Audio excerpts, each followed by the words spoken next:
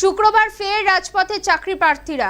রাজ্য group D 2017-2009 দক্ষিণ 24 পরগনার প্রাইমারি মঞ্চ NSQF শিক্ষক পরিবার সহ 7টি মঞ্চের ডাকে মহামিছিলে অংশ নেন চাকরি প্রার্থীরা।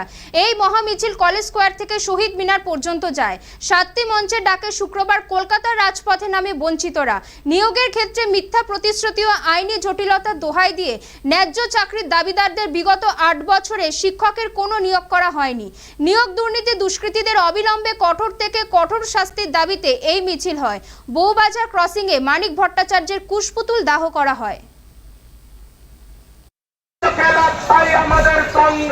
যারা আমরা কলকাতার বুকে দীর্ঘদিন ধরে ধর্ণা কর্মসূচি বা আন্দোলনের মধ্য দিয়ে সরকারের মানবিক দৃষ্টি আকর্ষণ করতে চেয়েছিলাম, এমন অনেক সংগঠন যেখানে আছে যাদের আইনি জটিলতা নেই, বারংবার রাজ্য প্রশাসন বা সরকার থেকে বলা হয় যে আইনি জটিলতার জন্য চাকরিগুলো দিচ্ছে না।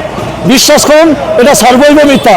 হয়তো কিছু জায়গায় আইনি জটিলতা আছে ঠিকই, কিন্তু এখানে একাধিক মঞ্চ আছে যাদের কোনো আইনি জটিলতা নেই, বা সরকারের সদিচ্ছা থাকলে এই আইনি জটিলতা কাটিয়েও কিন্তু নিয়োগ দেওয়া যেত।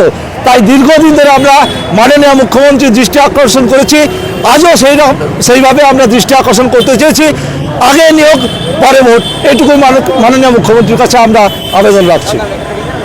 এই রাজ্যের যে শূন্য পদ 6 লক্ষের বেশি বিভিন্ন দপ্তরের সরকারি শূন্য পদ, সেই পদে যারা পরীক্ষা দিয়ে চাকরির পরীক্ষায় যোগ্যতা উত্তীর্ণ করে প্যানেলভুক্ত হয়ে আছেন, দীর্ঘদিন সরকার টালবাহানা করে যোগ্য ছেলেমেয়েদের চাকরি দিচ্ছে না।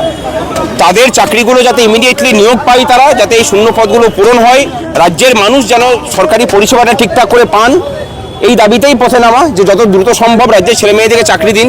মেধাবীরা যদি রাস্তার পাশে বসে থাকে তাহলে ভবিষ্যৎ আরও ছোটো প্রজন্ম যারা, তারা তো নিজেদেরকে শিক্ষিত করার জায়গাতে নিয়ে যাবে না। এইটা সরকারকে বোঝানো যাচ্ছে না।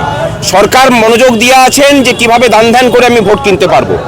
এইবারের ভোটটা আমরা সেটাকেও একটা চ্যালেঞ্জ হিসাবে নিয়েছি যে সরকারকে আমরা বোঝাবো এবারে যে মানুষের মৌলিক অধিকারগুলোকে সুরক্ষিত না করলে যে ভোটে জেতা যাবে না। পশ্চিমবঙ্গে সেই দিন যে পেরিয়ে গেছে সেটা সরকার বুঝতে পারবে, 4 তারিখটা আসতে দিন বুঝতে পারবে।